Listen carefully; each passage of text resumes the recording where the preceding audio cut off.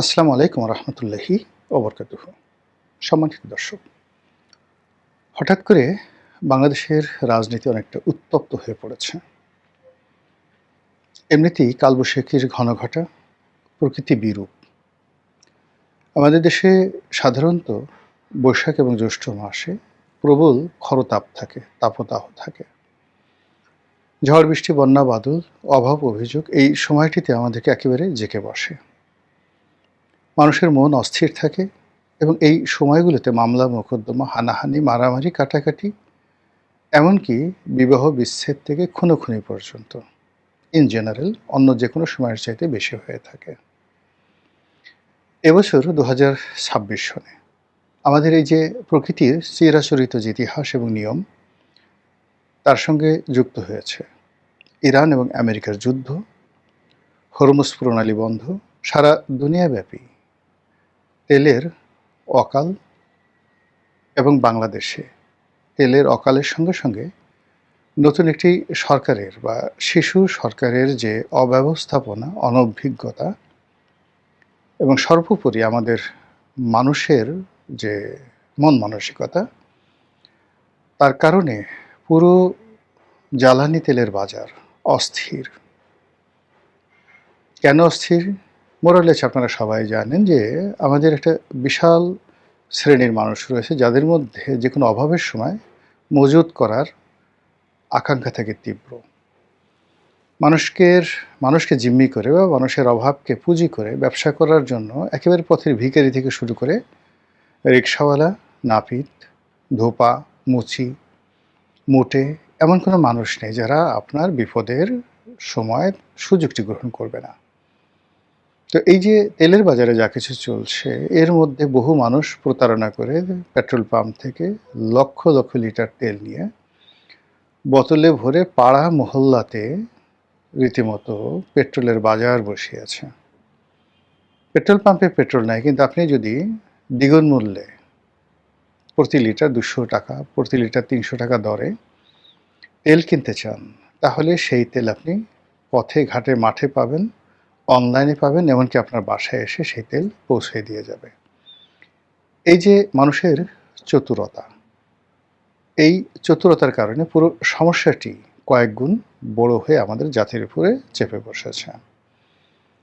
তো এই যে সমস্যাগুলো যখন ঘটে, তখন সরকারের জন্য বিব্রতকর, আর সরকারের যারা বিরোধী পক্ষ তারাও এই সময়টিকে কাজে লাগাতে চান। তো বর্তমানে যেভাবে বিএনপি সরকার ক্ষমতায় এসেছে, হঠাৎ করে অনেকটা স্বপ্নের মতো, স্বপ্নের রাজপুরুষ বা সেই যে মধুবালা মদন কুমারের যে কাহিনী, ওইরকমভাবে, মানে যেভাবে মদন কুমার মধুবালাকে পেয়ে যায়, ওভাবে আমাদের যে রাষ্ট্র ক্ষমতা কেউ হারিয়েছেন আর কেউ পেয়েছেন। এর মধ্যে কবিতা আছে, গল্প আছে, স্বপ্ন আছে, কিন্তু রাজনীতির যে চিরাচরিত লড়াই সংগ্রাম, এর মাধ্যমে কেউ ক্ষমতা হারাননি আর কেউ ক্ষমতা পাননি। ফলে যারা পেয়েছেন তাদের ব্যাপারে অনেক ঈর্ষান্বিত। যারা হারিয়েছেন তাদের দুঃখ, কষ্ট, বেদনায় বুক ফেটে যাচ্ছে। ফলে ক্ষমতার যে চেয়ার, এটি নিয়ে আবার টানা হেঁচড়া শুরু হয়েছে। আর সেক্ষেত্রে প্রকৃতির বিরূপ অবস্থা, বিশ্ব রাজনীতির বিরূপ পরিস্থিতি এবং সর্বোপরি আমাদের দেশের যে চলমান অর্থনৈতিক সংকট, তেল সংকট, আরও যে সকল সংকট রয়েছে, সব মিলিয়ে একেবারে একটা ত্রাহি অবস্থা শুরু হয়ে গেছে। এবং এই সুযোগকে কাজে লাগানোর জন্য উত্তপ্ত যে খরতাপ, উত্তপ্ত বৈশাখ, সব কিছুকে একত্র করে রাজপথকে গরম করার, উত্তপ্ত করার জন্য বিরোধী পক্ষ প্রাণান্ত চেষ্টা চালাচ্ছে। আপনারা জানেন যে একদিকে সরকারি দল বলতে বিএনপি এবং বাকি যে দলগুলো আছে, সে দলগুলো আসলে বিএনপির মধ্যে বিলীন হয়ে গেছে। ছোট ছোট কয়েকটা দল আছে। এই দলগুলোর নাম আগামীতে কেউ মনে রাখবে কিনা, এটি নিয়ে যথেষ্ট সন্দেহ আছে। আগামীতে এই দলের নামগুলো মানুষ মনে রাখবে কিনা। তো ফলে কি হলো যে সমস্যা, আমাদের দেশের যে সমস্যা, সেই সমস্যা বিএনপি ভার্সেস বিরোধী দল। তো বিএনপি ভার্সেস বিরোধী দলের এই যে সমস্যা, সেই সমস্যা বিরোধী দলের যে ১১টি ছোট, ছোট দল আছে, এরা কিন্তু দীর্ঘ সময় ধরে বিএনপির সঙ্গে ছিল। আপনি যদি প্রথমে ধরেন জামাত, তারপরে এই যে নতুন দল তাদের যে এনসিপিও কিন্তু বিএনপির সঙ্গে জোট বাঁধার জন্য অ্যাগ্রি ছিল। এরপরে মুস্তাফিজুর রহমান ইরান, জাকপার যে রাশেদ প্রধান এখন খুবই আলোচিত, তারা সবাই আসলে বিএনপির সঙ্গে ছিলেন এবং বিএনপির সবচেয়ে দুঃসময়ে তারা এই দলটির সাথে সম্পর্ক রক্ষা করেছেন এবং একই সঙ্গে জনাব তারেক রহমান, যিনি এখন প্রধানমন্ত্রী, তার সঙ্গে এদের অনেকের নিদারুণ সম্পর্ক ছিল। কিন্তু জুলাই আগস্ট বিপ্লবের পর আমাদের রাজনীতিতে অনেক বিবর্তন হয়।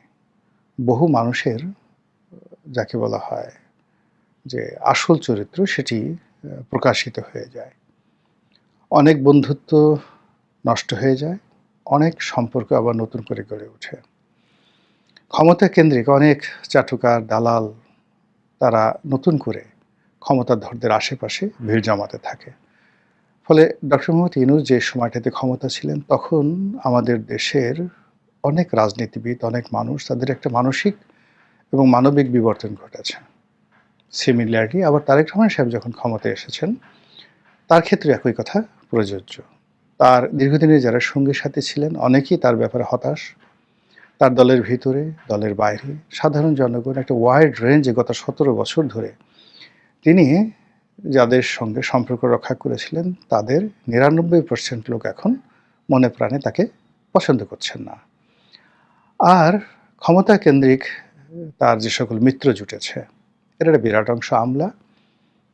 তারা তাকে এমন একটা বলয় তৈরি করে রেখেছে তার জন্য, সেই বলয়ের ভিতরে তিনি আছেন এবং তার পক্ষে আসলে আন্দাজ করা সম্ভব নয় যে বাংলাদেশ কিভাবে চলছে। ফলে এই অবস্থায় অনেক মানুষের মধ্যে জনাব তারেক রহমান সাহেব সম্পর্কে অধৈর্যতা দেখা যাচ্ছে। অনেকে অস্থিরতা অনুভব করছেন, অনেকে ক্রোধে উন্মত্ত হয়ে যাচ্ছেন এবং অনেকে রাগে, ক্রোধে, ক্ষোভে বেফাঁস মন্তব্য করে বসছেন। তো সেই দিক থেকে শুধু রাশেদ প্রধানের বক্তব্যটি সাম্প্রতিক সময় ভাইরাল হয়ে পড়েছে। তিনি তারেক রহমান সাহেবকে কুলাঙ্গার বলে গালি দিয়েছেন। পরে আবার দেখা গেল যে কুলাঙ্গার কি, এর অর্থ কি, কুলেকে অঙ্গার দেয়, এটা আবার ব্যাখ্যা দিয়ে তিনি বলার চেষ্টা করেছেন যে বিএনপির লোক কুলাঙ্গার বোঝে না। এতে পরিস্থিতি আরও খারাপ হয়ে যায় এবং তিনি হয়তো তার যারা মুরব্বী, তাদের পরামর্শে তিনি বলতে বাধ্য হন যে তিনি আর আগামী দিনে কুলাঙ্গার শব্দ ব্যবহার করবেন না। কিন্তু এতে করে সর্বনাশ যা হবার তা হয়ে গেছে। প্রধানমন্ত্রীর সম্পর্কে ইতিপূর্বে যারা এই বাজে শব্দ উচ্চারণ করেছেন, সেগুলো এখন ঘটছে এবং অনেকে বিভিন্ন জায়গাতে ছোট ছোট, যেমন দেখলাম একজন উবার ড্রাইভার বা হুন্ডা ড্রাইভার, তিনিও খুব অকথ্য ভাষায় গালাগাল করছেন, সেগুলো সামনে চলে আসছে।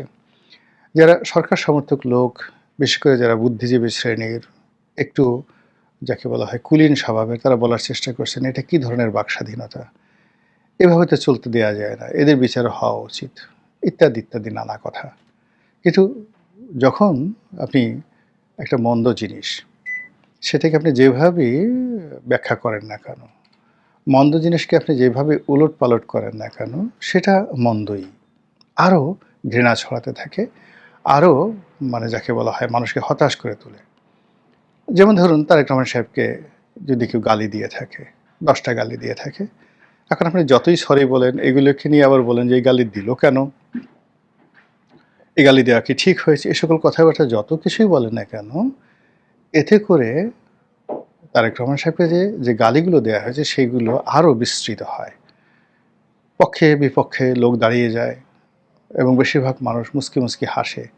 আমরা গ্রামে যেমন দেখে ঝগড়া লাগলে যত রকম গোপন কথা আছে সব কথা বের হয়ে আসে। তদ্রূপ এখন এই যে তারেক রহমান সাহেবকে নিয়ে যে সকল কথাবার্তা হচ্ছে, এতে করে তার অতীতের যত রেকর্ড, বর্তমানের রেকর্ড, সাম্প্রতিক রেকর্ড, সত্য মিথ্যা মিলিয়ে যেভাবে সামনে চলে আসছে, এটি নিয়ন্ত্রণ করা সম্ভব নয়।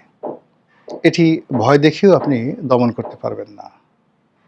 অথবা আপনি 18 কোটি মানুষের মধ্যে কোনো মোটিভেশন দিয়ে এই সমস্যাগুলো সমাধান করতে পারবেন না।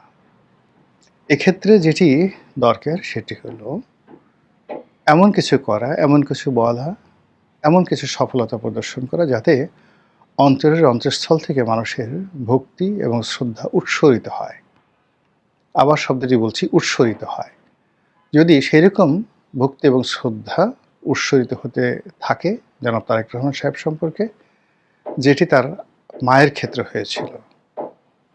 তাকে নিয়েও কিন্তু তার প্রতিপক্ষ নানা রকম কথাবার্তা বলত। কিন্তু তিনি তার আপন কর্মে, তিনি তার আপন শ্রেষ্ঠত্বে, তিনি তার আপন ব্যক্তিত্ব দ্বারা এমন একটা পরিস্থিতি তৈরি করে ফেলেছিলেন যে তার সম্পর্কে আসলে মানুষ কোনো বাজে কথা বলে টিকতে পারত না। একইভাবে তার পিতার সম্পর্কে। তার পিতার সম্পর্কেও কিন্তু মানুষ কোনো বাজে কথা বলে একটা মিনিটও এই সমাজে টিকতে পারবে না। তো সেক্ষেত্রে জনাব তারেক রহমান সাহেবকে যদি এই মানুষের মুখ বন্ধ করতে হয়, তাহলে তাকে উদ্বোধন করতে হবে। কারো পরামর্শে নয় কিংবা কারো উস্কানিতে নয়, তার নিজের মতো করে তাকে বের করতে হবে যে কি করলে মানুষ তাকে শ্রদ্ধা করবে। আর তিনি রাষ্ট্র ক্ষমতার যে জায়গায় আছেন, এখানে যদি শ্রদ্ধাই না থাকে, ভালোবাসাই না থাকে, সম্ভ্রম না থাকে, মর্যাদা না থাকে, তাহলে এই সমস্ত পদপদবিতে বসার চাইতে না বসাই অতি উত্তম। আল্লাহ আমাদের সবাইকে হেদায়েত দান করুন এবং হেফাজত করুন। আসসালামু আলাইকুম ওয়া রাহমাতুল্লাহি ওয়া বারাকাতুহু।